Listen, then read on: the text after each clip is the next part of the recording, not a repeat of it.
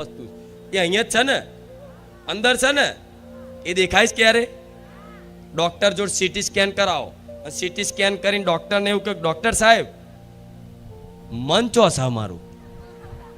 Doctor કે હારું એ ના હાથમાં આવો ભાઈ, અમારી બુદ્ધિ ચો છે કે હારું એ હાથમાં ના આવો, અમારો અહંકાર ચો છે, અમનો જે અહમ ચડે એ અહંકાર ચો રહેશે. ડોક્ટરને એવું પૂછો છો તો ડોક્ટર છે કે ભાઈ એ હારું એ અમારા મશીનો ના આવો. પકડી શકે? એ સૂક્ષ્મ વસ્તુ શું છે? એ દેખાતું નહીં. મન છે દેખાતું, બુદ્ધિ દેખાતી, આ ચિત્ત છે ચિંતન કરવાનું જે શક્તિ છે એ દેખાતી, અહંકાર દેખાતો, એ સૂક્ષ્મ છે. શું છે? સૂક્ષ્મ.